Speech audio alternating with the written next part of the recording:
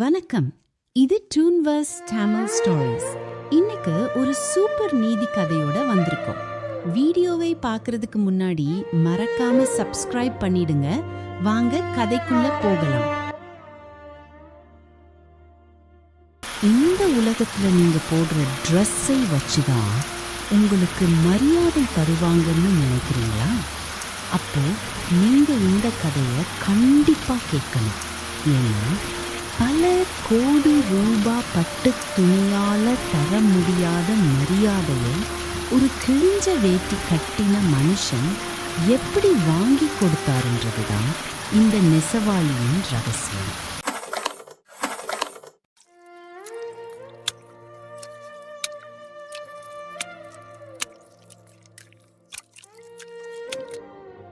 ஏய் முத்து, கண்ணு தெரியல, பார்த்து வரமாட்ட. என் புதுப்பட்டு வேட்டியில சேர்த்து அடிச்சிட்டியே. மன்னிச்சிருங்க ஐயா, தெரியாம நடந்துருச்சு. மன்னிப்பு கேட்டா போதுமா? உன்னோட ஒரு வருஷ வருமானத்தை விட இந்த ஒரு வேட்டியோட விலை அதிகம். போய் உன் கந்தல் துணியை நெய்ற வேலையை பாரு. நீ எல்லாம் எதுக்கு ஊருக்குள்ள வர்றியோ? ஆமாங்க ஐயா, இவன் நெய்ற துணியை யாரு வாங்குறா? சும்மா ஏதோ பழசுன்னு நெஞ்சிட்டு இருக்கா.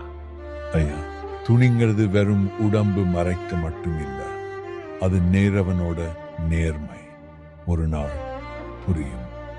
தாத்தா, அந்த ராஜமாணிக்கம் ஐயா ஏன் அப்படி பேசினாரு? நம்ம துணி அவ்வளோ மோசமா? இல்லம்மா, அவங்க கண்ணுக்கு பளபளப்பு தான் தெரியுது, பலம் தெரியல. ஒரு துணி நெய்யும் போது ஒவ்வொரு நூலையும் சத்தியமா கோர்க்கணும். அப்படி கோர்த்தா அந்த துணி மனுஷனோட கஷ்ட காலத்துல கை கொடுக்கும். என்ன தாத்தா சினிமா வசனம் பேசுறீங்க? துணி எப்படி கை கொடுக்கும்? இருக்கட்டும், இந்த வெள்ளை வேட்டியை பத்திரமாவை. இதுல நான் ஒரு ரகசியத்தை நெஞ்சிருக்கேன். இது சும்மா சாதாரண நூல் இல்லை. முத்து, அரண்மனையில இருந்து அறிவிப்பு வந்திருக்கு. அரசர் ஏதோ போட்டி வைக்கிறாராம். நீயும் வர்றியா இல்லை அசிங்கப்பட போறியா?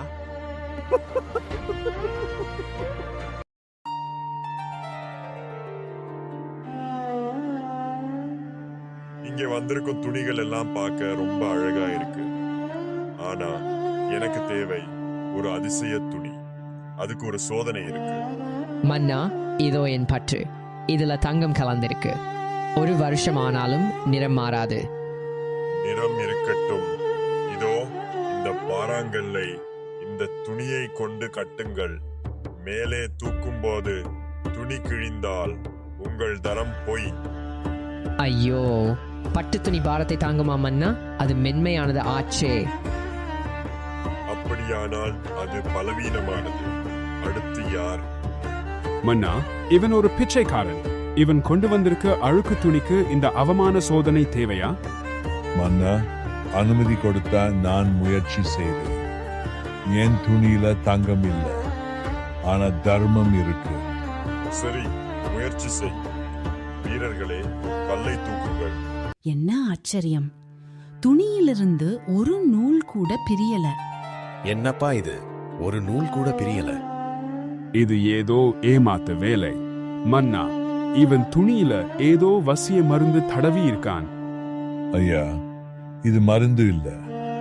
நான் ஒவ்வொரு தடவை நூலை கோர்க்கும் போதும் என் மனசுல இது கஷ்டப்படுறவனுக்கு பயன்படணும்னு நினைச்சு நெஞ்சேன். அன்புக்கும் நேர்மைக்கும் வலிமை அதிகம். அற்புதமான வேலை முத்து, நீ ஜெயிச்சிட்ட. ஆனா ஒரு சந்தேகம். இதோ இந்த ராஜமாணிக்கம் துணியை ஒரு கத்தியால வெட்டுனா டக்குன்னு கிழிஞ்சிடுது. உன் துணியை வெட்ட முடியுமா?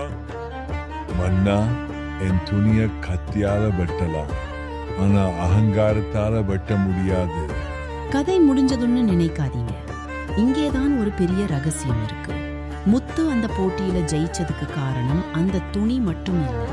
அந்த துணியை அவர் நெய்யும் போது ஒவ்வொரு நூலையும் முடிச்சு போடாம ஒன்னோட ஒன்ன பின்னி பிணைஞ்சு நெஞ்சிருந்தார். அதுதான் ஒற்றுமை. நண்பர்களே, இன்னைக்கு நாம போடுற பிராண்டட் சட்டை நம்ம கர்வத்தை தீர்மானிக்காது. கஷ்டம்னு வரும்போது நமக்கு கை கொடுக்கிறது நம்ம கிட்ட இருக்கிற பணமோ பகட்டோ இல்லை. நாம மத்தவங்களுக்கு செஞ்ச உதவியும் நம்மோட நேர்மையான குணமும் தான்.